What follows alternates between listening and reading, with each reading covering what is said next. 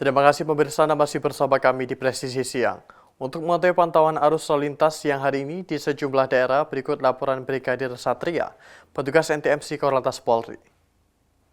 Ya baik, selamat siang pemirsa. Saya Brigadir Satria akan mengupdate informasi kondisi arus lalu lintas terkini di beberapa titik rawan kepadatan yang langsung kami pantau melalui CCTV NTMC Polri. Yang pertama kita lihat kondisi arus lalu lintas di kawasan Slipi Palmerah, Jakarta Barat. Untuk lalu lintas pada siang hari ini yang masih dalam suasana libur panjang, nampak cukup ramai terutama untuk kendaraan dari arah Semanggi yang akan menuju ke arah Grogol maupun yang akan menuju ke arah Petamburan.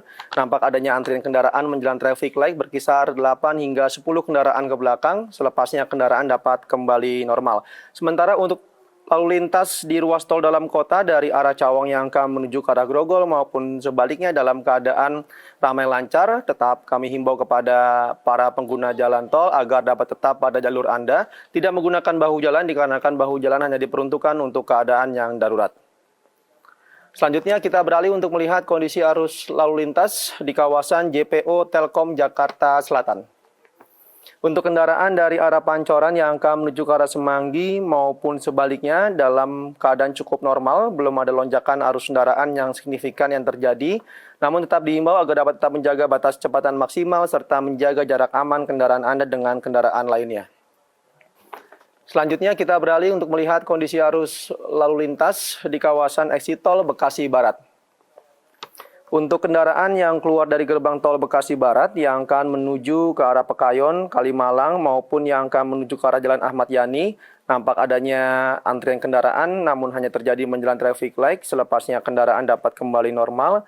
Sementara untuk kendaraan dari arah Pekayon yang akan menuju ke arah Kalimalang, Jalan Ahmad Yani maupun yang akan memasuki ruas tol Cikampek melalui gerbang tol Bekasi Barat juga dalam keadaan relatif lancar. Yang perlu diantisipasi yaitu mengingat cukup dekat dengan pusat perbelanjaan di mana banyaknya kendaraan keluar masuk maupun para pejalan kaki agar para pengendara dapat tetap berhenti di belakang garis stop serta tetap mengutamakan keselamatan para penyeberang jalan. Dan selanjutnya kita keluar dari ibu kota Jakarta untuk melihat kondisi arus lalu lintas di kawasan Pospol Ciawi, Bogor, Jawa Barat. Untuk kendaraan yang keluar dari exit tol Ciawi yang akan menuju ke arah Caringin maupun menuju ke arah Tajur dalam keadaan cukup ramai, peningkatan volume arus kendaraan memang mulai terjadi terutama kendaraan yang akan menuju ke arah wisata puncak namun tetap terbilang lancar. Untuk kendaraan dari arah Gadok yang akan menuju ke arah Tajur dalam keadaan relatif lancar, yang perlu diantisipasi yaitu banyaknya truk muatan barang dan juga angkutan umum yang berhenti di sisi jalan agar para pengendara dapat tetap mengutamakan keselamatan para penyeberang jalan mengingat juga cukup dekat dengan pasar tradisional di kawasan tersebut. Ya baik, perlu kami informasikan berdasarkan data IRSMS Korlantas Polri, angka kecelakaan lalu lintas di Indonesia sepanjang hari kemarin terjadi 192 kasus kecelakaan lalu lintas dengan rincian 17 meninggal dunia, 23 luka berat dan juga 257 luka ringan. Dari total kasus tersebut sebanyak 74%-nya terjadi pada rentan waktu pagi hingga siang hari. Terkait dari masih banyaknya kasus kecelakaan di setiap harinya, kami dari kepolisian tidak bosan-bosan menghimbau agar dapat tetap fokus dalam berkendara, tidak menggunakan handphone saat berkendara agar terciptanya keamanan, keselamatan, ketertiban, dan juga kelancaran berlalu lintas kita bersama. Dan untuk informasi selengkapnya silakan hubungi call center kami di nomor 1506669 dan juga melalui SMS Center di 9119. Stop pelanggaran, stop kecelakaan, keselamatan untuk kemanusiaan untuk Indonesia lebih tertib. Demikian informasi yang dapat disampaikan langsung dari studio NTMC Polri. Semoga bermanfaat, selamat beraktivitas, dan salam presisi. Program ketahanan pangan yang diinisiasi di Desa Andong Sari, Kecamatan Ambulu mendapat apresiasi langsung dari Kapolres Jember. Melalui program pekarangan pangan bergizi, masyarakat berhasil meningkatkan ketahanan pangan dan pendapatan keluarga. Kapolres Jember melakukan kunjungan langsung ke Desa Andong Sari pada Sabtu 25 Mei 2025 tadi. Kunjungan ini dilakukan untuk melihat langsung keberhasilan program pekarangan pangan bergizi, sekaligus memberikan dukungan lebih lanjut untuk kemajuan desa.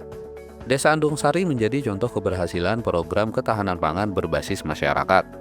Lebih dari 50 rumah tangga telah memanfaatkan pekarangan mereka untuk menanam sayuran dan buah-buahan.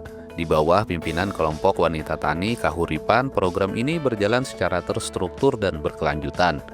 Hasil panen tak hanya digunakan untuk konsumsi rumah tangga, namun juga dijual ke rumah makan sekitar sehingga memberikan pendapatan tambahan bagi warga. Inovasi seperti hidroponik dan vertikultur juga telah diadopsi untuk mengoptimalkan pemanfaatan lahan sempit di pekarangan warga. Kerjasama berbagai pihak mulai dari Kepala Desa, Babin Kamtibmas hingga kelompok tani menjadi faktor kunci dalam kesuksesan program ini. Kapolres Jember menyampaikan apresiasi atas kreativitas dan kegigihan masyarakat Desa Andong Sari, yang mana mereka telah berhasil membangun ketahanan pangan dengan cara yang berkelanjutan. Program ini diharapkan menjadi role model bagi desa-desa lain di Kabupaten Jember, lebih luas bagi seluruh masyarakat Indonesia. Dari Humas Polres Jember melaporkan untuk Polri TV. Dalam rangka memaknai Hari Bayangkara ke-79, Kapolda Kalimantan Selatan Irjen Pol Rosyanto Yuda Hermawan kembali menyambangi Pondok Pesantren Nurul Hijrah di Tanah Laut. Dalam kesempatan tersebut, Kapolda meresmikan dan menyerahkan sejumlah bantuan kepada pondok pesantren warga sekitar. Kapolda Kalimantan Selatan Irjen Pol Rosyanto Yuda Hermawan didampingi Ketua Bayangkari Daerah Kalimantan Selatan Nyonya Yeni Rosyanto Yuda bersama para pejabat utama Polda Kalsel menyambangi Pondok Pesantren Nurul Hijrah di Desa Alur, Kecamatan Jorong, Kabupaten Tanah Laut 27 Mei 2025 Selasa tadi. Kehadiran rombongan disambut langsung oleh pimpinan Pondok Pesantren Kiai Haji Mukri Yunus, Bupati Tanah Laut Rahmat Rianto, Forkopimda Kabupaten Tanah Laut, dan Kapolres Tanah Laut. Dalam kesempatan ini, Kapolda Kalsel meresmikan dan menyerahkan bantuan berupa sumur bor dan pembuatan 20 unit kolam ikan bioblok. Kegiatan ini menjadi bagian dari rangkaian memperingati Hari Bayangkara ke-79 di wilayah Kalsel. Pimpinan Ponpes Kiai Haji Mukri Yunus mengapresiasi bantuan yang diberikan serta dukungan dari Polda Kalsel dan para donatur melalui CSR perusahaan. Menurutnya, hal ini merupakan bentuk nyata kepedulian Polri terhadap pengembangan pendidikan dan kesejahteraan masyarakat pesantren. Senada dengan itu, Kapolda Kalsel berharap kegiatan seperti ini bisa terus berlanjut di pondok pesantren lainnya. Ia juga menegaskan pentingnya menjalin hubungan emosional yang kuat antara Polri dan masyarakat sebagai upaya memperkuat Kamtibmas di Kalimantan Selatan. Selain bantuan sumur bor dan kolam ikan, Kapolda juga membagikan 1.000 paket sembako bagi warga sekitar. Kegiatan ini disambut hangat masyarakat dan pihak Ponpes. Mereka menilai bantuan dari Polda Kalimantan Selatan ini tidak hanya meringankan beban ekonomi, tapi juga mempererat hubungan antar elemen masyarakat dengan Polri. Kepedulian nyata ini menjadi salah satu cara Polda Kalsel memaknai Hari Bayangkara. Dengan adanya dukungan secara berkelanjutan dari Polda Kalsel diharapkan dapat memberikan dampak positif bagi lingkungan pondok pesantren, serta mempererat sinergisitas antara Polri, ulama, dan masyarakat. Dari Humas Polda Kalimantan Selatan melaporkan untuk Polri TV. Pemirsa, Kapolres Mukomuko AKBP Yana Supriyatna melaksanakan kunjungan kerja ke Polsek Teras Terunjam pada Jumat pagi. Kapolres Mukomuko AKBP Yana Supriyatna didampingi sejumlah pejabat utama Polres Mukomuko.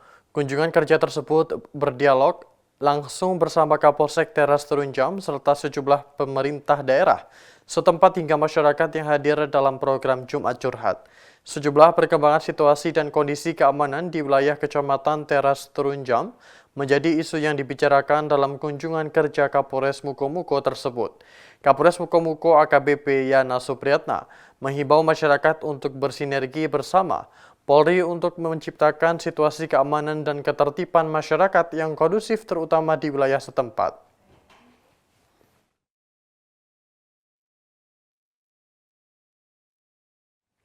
Polda Kalimantan Tengah melalui Biro Sumber Daya Manusia menggelar sidang pengumuman menuju pemeriksaan kesehatan tahap 2 seleksi penerimaan Polri Terpadu tahun anggaran 2025 pada Rabu pagi. Kegiatan pengumuman tersebut digelar di Aula Arya Dharma Polda Kalimantan Tengah dan dipimpin langsung oleh Kapolda Kalteng Irjen Pol Iwan Kurniawan beserta sejumlah pejabat utama Polda Kalteng dan seluruh panitia seleksi. hingga pengawas internal dan eksternal.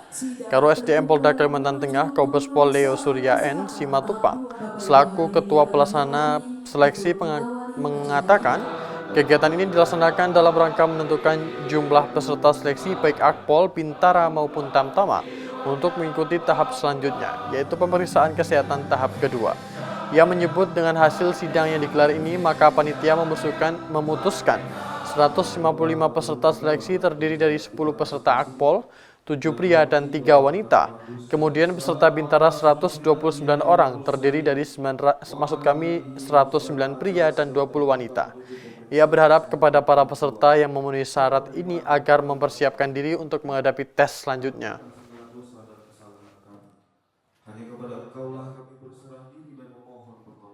Presisi yang akan segera kembali, tetaplah bersama kami.